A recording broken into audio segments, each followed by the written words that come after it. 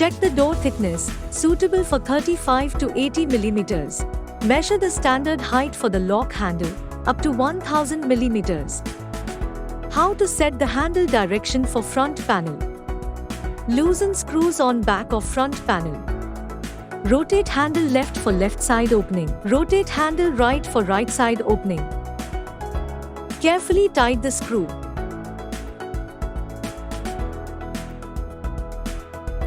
Set the spindle as per the door thickness.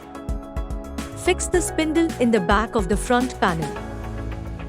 Fix the gasket.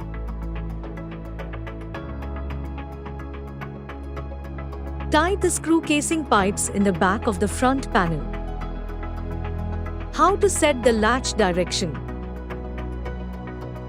Set the latch direction as per the door, inside or outside opening. How to fix the mortise lock body. Insert mortise lock body into cavity. Fix it with screws carefully. Fix the front panel. Fix the gasket in the rear of the back panel. Connect the wire to the rear locking panel.